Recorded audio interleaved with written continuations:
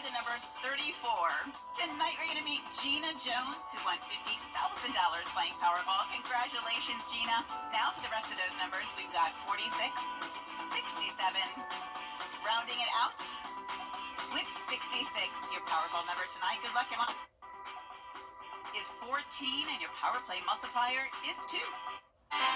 It is dry tonight, but definitely cold, and that cold air will be sticking around all week long, and that does bring us to the chance of maybe seeing some winter weather by Friday and Saturday morning. I'll have the latest on that coming up.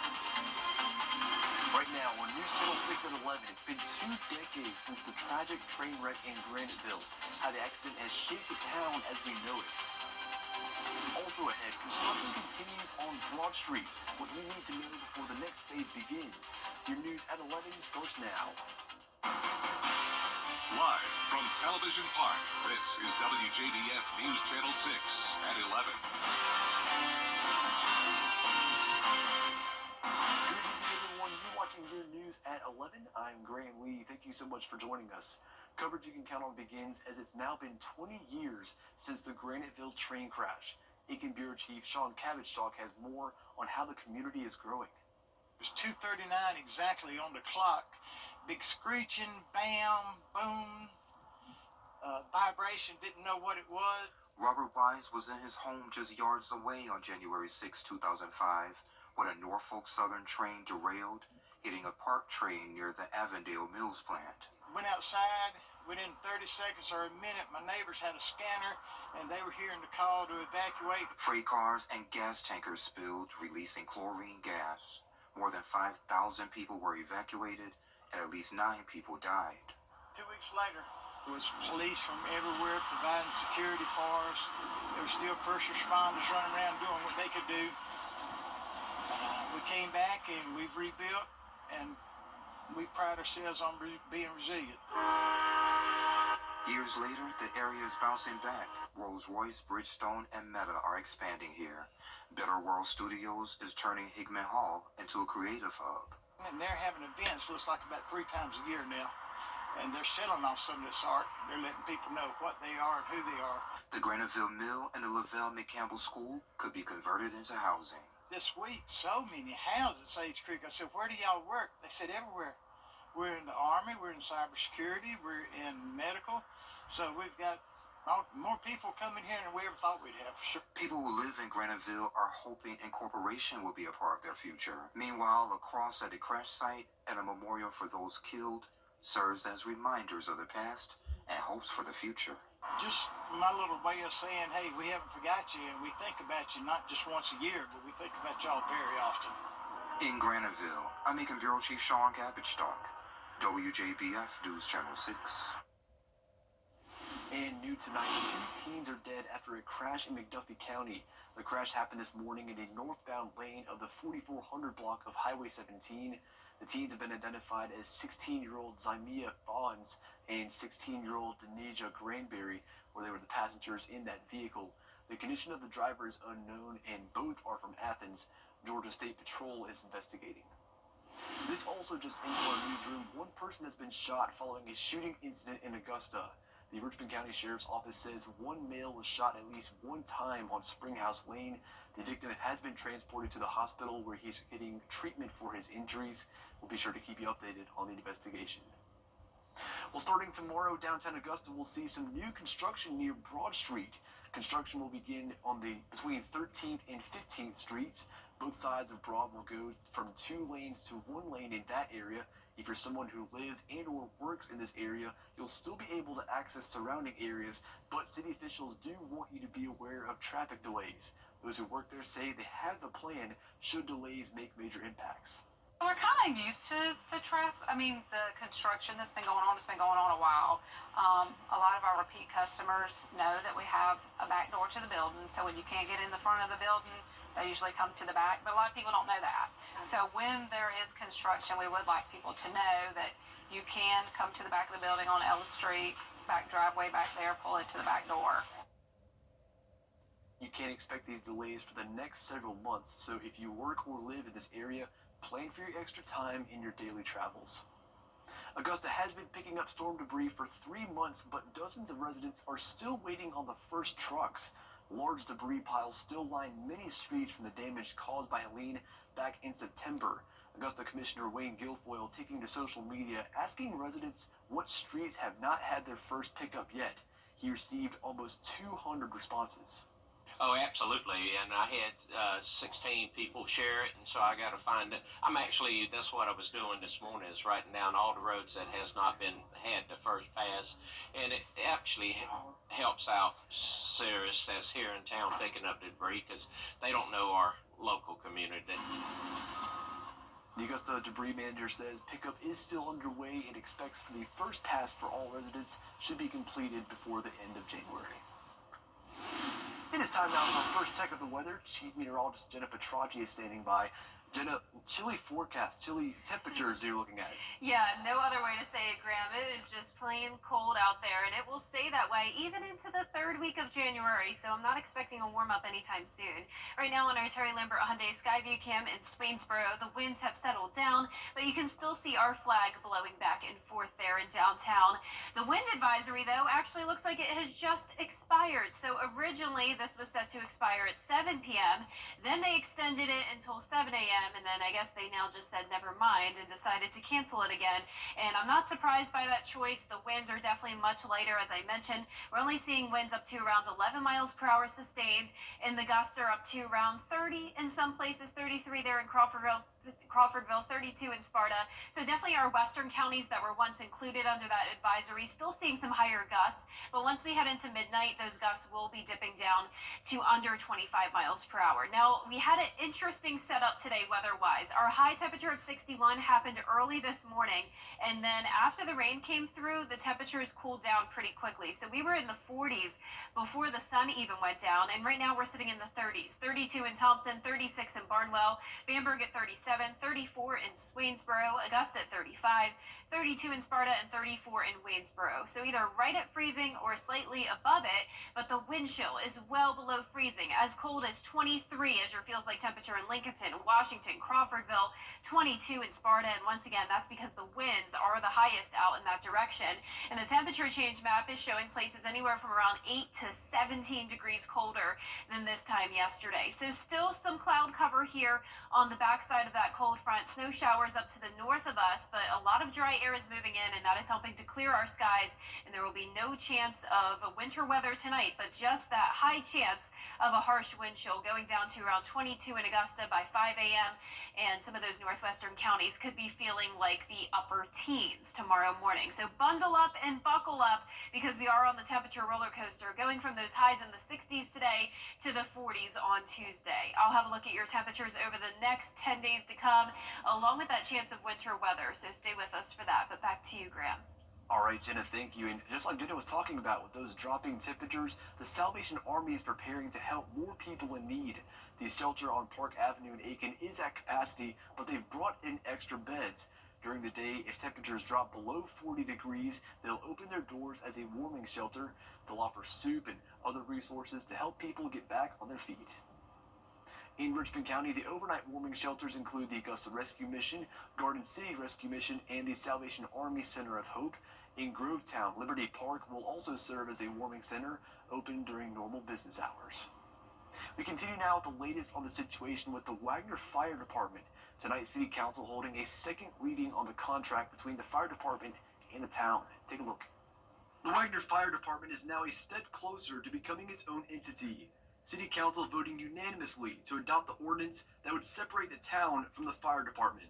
This comes almost 2 months after Aiken County Council also voted unanimously to terminate that contract. My heart really hurts. I'm torn. I'm torn between the firefighters. I'm torn between my citizens. And I just want what's best for our town. I really do. The ordinance calls for the fire department to run its own operation and will not be the town's responsibility. That means the department would be responsible for all fire equipment, donated items, and any asset purchased by citizens in the area. It would also mean the county would deduct fire fees from citizens' millage rates and disperse them to the Wagner Fire District. But for some, that part is cause for concern. If they don't get money from the county, they can't afford the fire department. It's that simple. They have to have county fire fees in order to pay the gas, the insurance, That can run $8,000–9,000 a year. Council members making the decision after going into executive session for 30 minutes. The mayor had this to say just before ending the meeting. We look forward to working with the fire department. And this decision is now waiting on approval from Aiken County Council. They will talk about this and next steps at their next meeting on January 21st. High temperatures will only be topping off in the 40s to around 50 degrees over the next 7 days, and our low temperatures could be close to around 20 degrees. I'll have that full Viper 6 forecast when we return. If you're feeling happy now, wait until... Cancel anytime. Deal ends January 10th. Weather headlines on News Channel 6. Brought to you by Nixon Roofing. Now, your most accurate forecast with WJBF Live Viper 6. Welcome back. It is a cold Monday night across most of the country, with temperatures now plummeting into the single-digit range up there in Bismarck, and a lot of teens here across the central portion of the country. Down in Florida, that's the only warm spot. Miami still holding on to 70 degrees, but even the cold air has pushed down to Jacksonville, Florida, 44, 58 in Tampa. In our neck of the woods, a lot of 30s and 20s next door in Alabama. We're getting close to the 20s here in our northwestern counties. Washington now below freezing at 31, 32 in Lincolnton, 34 in Evans, 33 in Wrightsville. Barnwell, you're a bit warmer at 36 above freezing, and 37 in Allendale and Bamberg. It is a clear and dry night here as we take a look at our Terry Lambert Hyundai Skyview cam from the Amentum Center in Aiken.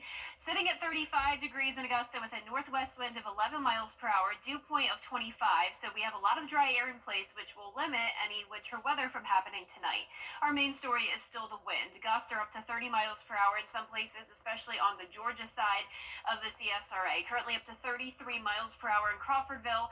And as I mentioned at the top of the show, we will see those northwestern counties dip into the teens when it comes to the feels-like temperature tomorrow morning. Satellite and radar showing a little bit of cloud cover on the backside of our cold front. Showers and snow showers up towards the north of us, but tomorrow we have clear skies, 26 degrees at 7 a.m., feeling like 22, with winds still sustained up to around 5 miles per hour. The coldest days will be Wednesday through Friday, 22 to 23 degrees for those lows. We'll go up to 30 on Saturday morning, but then right back down to the mid-20s as we head into next week. But here's what we know when it comes to the Arctic blast. So Tuesday through Sunday is the coldest air so far that we've had all season, with that harsh wind chill tonight. The winds will settle down after tonight, so not expecting much of a wind chill issue the rest of this week, but we are watching for the possibility of winter weather. So I know that's what everyone is wondering. Now, last week we were talking about pattern recognition, so we were pointing out that Gulf low that could be our snowmaker, and it does look pretty likely that that Gulf low will form and move into our area. So then we determined, is it more or less likely? And I can tell you it is looking more and more likely that we could see a winter weather setup here. Now that we're between 3 to 5 days out, we're starting to pinpoint, is it snow, sleet, or ice? And it does look like it could be all three, maybe rain as well. So it all depends on that Gulf flow still and the track that it's going to take. We're going to have a lot of cold air in place, so cold is a guarantee. But if it goes further towards the north, that could just put us in a cold rain situation. I do think the most likely track, though, will be along the Gulf Coast here, and that will in return bring us a winter mix. In fact, I actually think the track could be a little bit of a combination of both of those, going across the Gulf Coast, then making a turn, and that could put Augusta and our central counties under a freezing rain, icy situation. Our northern counties have a higher likelihood of seeing snow. Southern counties have a higher likelihood of just seeing rain. We'll continue to fine-tune the forecast and keep you updated, but it's very important to remember the 4 Ps this week, especially the pipes. Once we start to talk temperatures close to 20 degrees, that's when those could freeze. Our lows tonight will be in the mid to upper 20s, and our highs tomorrow will be in the upper 40s. Here's a look at your 10-day forecast. Sunny and dry for now with the cold temperatures, highs in the 40s. Then next week we'll have sunny skies and dry weather again, but first we have that chance of rain and winter mix Friday into Saturday morning. Back to you, Graham. All right, Jenna, thank you. This weekend, the community came out to help clean up Finney Swamp. The Rivers Alive cleanup team and volunteers worked together to protect Georgia's 70,105 miles of waterways and keep one of our most precious resources clean. The team efforts help provide clean drinking water and recreational opportunities. They clean out trash at Butler's Creek and the Mayor's Fishing Hole. Rivers Alive is a statewide volunteer cleanup of our waterways. It's run through our education component of EPD. There's only a few people that work there, but it's organized by a lot of volunteers to have cleanups across the state. And there are other cleanup events. If you'd like to participate, you can find that on our website, WJBF.com. Well, still ahead, a major winter storm is breaking records. Details on the storm slamming the Midwest and the northern U.S. after the break. But first, the winning numbers for tonight's South Carolina lottery are pick 3, 6, 6, 5. And the pick 4 winning numbers 4, 3, 3, 4, Fireball 5. I really didn't care about whether I lived or died, and drugs. WJBF 6.2. TV's #1 entertainment talk show has everyone talking. It's entertaining, hilarious, and so fun to watch. Funniest couples is Lucy and Ricky. Thanks for all the love. Weekday mornings at 9 on News Channel 6. Weather headlines on News Channel 6. Brought to you by Hickson Roofing. The Live Viper 6 mobile app. Download it today. The first major storm of the new year hitting more than a dozen states and killing at least 4 people as heavy snow and icy weather surged from the Midwest to the Mid-Atlantic. The wintry weather forcing Washington, D.C.'s airport to close all of its runways. More than 2,000 flights canceled today across the country. Melissa Adon has the details.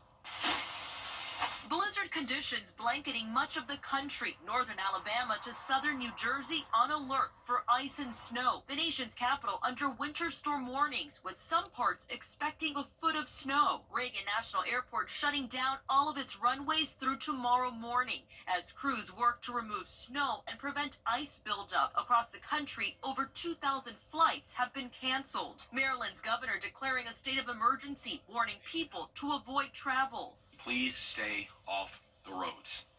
Unless there is an emergency or a reason that you need to be on the roads, please stay off and allow the emergency personnel to be able to ensure that we can get the roads clean and keep them safe. Crews working to restore power in West Virginia as thousands face outages. The storm causing this tree to slam into this home. I just heard a big crash and everything started to collapse around me. This major winter storm dumping record snowfall. More than a foot of snow falling on Kansas and Missouri. Whiteout conditions making roads treacherous, stranding drivers. Indiana State Police reporting hundreds of car accidents. The roads are still so snow covered. It's not smart to be out here unless you absolutely need to. Cincinnati, Ohio seeing more than 10 inches of total snowfall. It's crazy. I've never seen so much snow. I've lived here about all my life. An Arctic blast expected to send bone-chilling temperatures through the entire eastern half of the country. Cold weather advisories issued along the Gulf Coast and the South. Melissa Adon, ABC News, Los Angeles. Coming up, the Atlanta Falcons ended the NFL regular season narrowly missing the playoffs. Here's from running back Bijan Robinson regarding the offseason in sports. For the best in unique men's sports, to get the weather, you need to see the whole picture. That's why Live Viper 6 gives you the Skyview Network. Get a live view of traffic and weather from all over the CSRA. Available online 24 hours a day at WJBF.com and the free Live Viper 6 mobile app. The WJBF Live Viper 6 Skyview Network, powered by Terry Lambert Hyundai. Low prices, big selection, and committed to quality customer service. At Lionel Smith Limited, weakest clothing.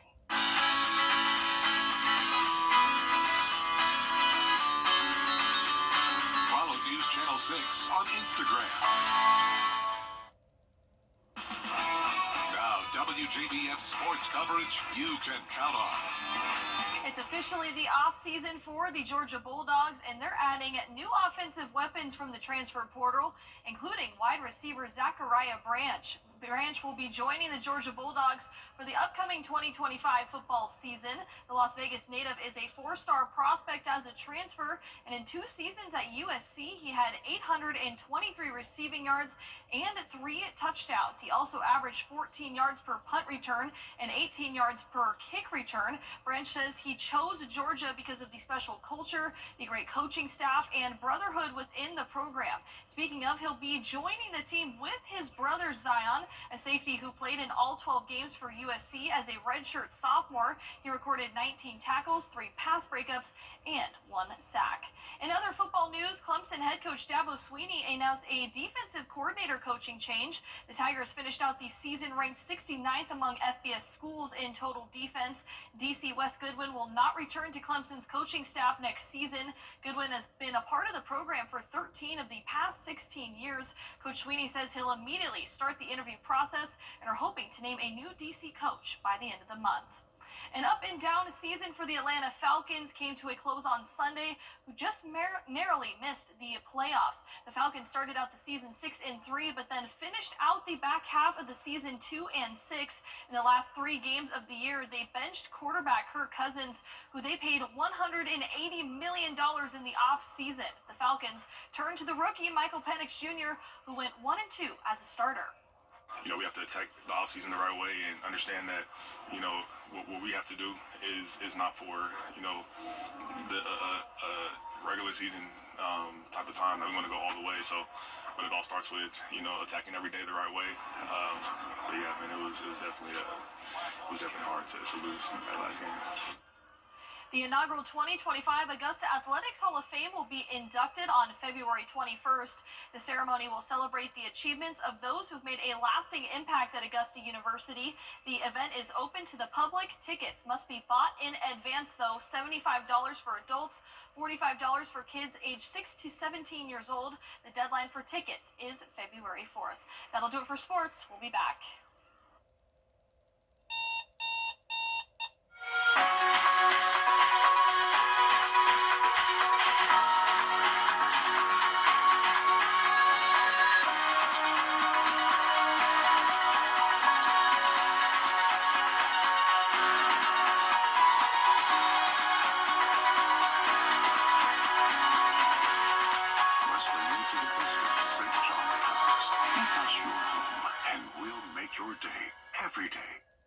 Hey, Georgia, we're bringing help. Evans Kia in Evans, Georgia. EvansKia.com.